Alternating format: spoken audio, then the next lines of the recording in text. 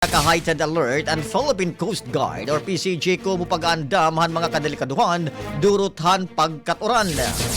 Hakamanduan ni PCG Commandant Admiral Ronnie Hill Gavan paparugutan ang pagbabantayan mga kadagatan nga apektado hanabagat ngan 24/7 na koordinasyon han ahensya mga local government nga national agencies para han kadagbitan nga pagresponder.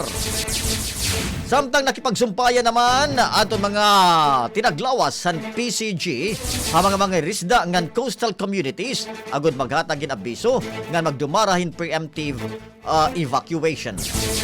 Nagpapabili naman nga normal ang operasyon hatanan nga mga pantalan habugos nga nasud ngan dinhi aton dapit.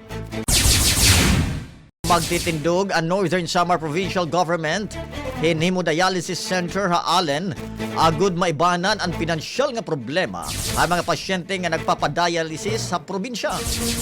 Usa ini ang tuluhaton mga bag-o nga mga dialysis center nga harani na mahigamitan na ang provincial government agud mabaton aton mga panginanglanon han mga pasyente tikang habali 4 area o northwest part hiton probinsya. Samtang ano sa naman nga pasilidad plano igbutang kalawag GB10 Hospital para mga pasyente nga tika nga Pacific area han mao nga probinsya.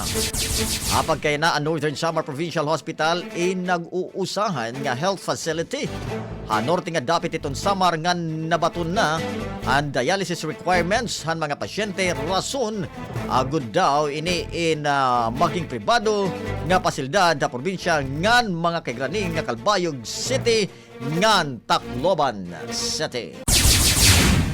Ginpangunahan naman ni Presidente Ferdinand Romualdez Marcos Jr. and grand launching and National Fiber Backbone NFB Project Phases 2 and 3 kagin disenyo agud mapaupay ang internet connectivity para hadton mga Pinoy.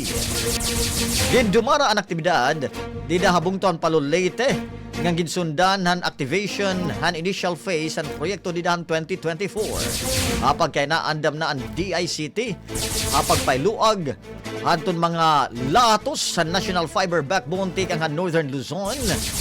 Pakantohan magduridain nga partihan Visayas ngan Mindanao pinaagi ang NFB phases 2 and 3. Mga kabulig naman ang proyekto ngadto han geographically isolated areas asinirangan Visayas nga makakatagamtam in internet connectivity tikang hagobyerno. Ang programang ito ay inhatid sa inyo na Fast Relax, kasangga sa bawat aray.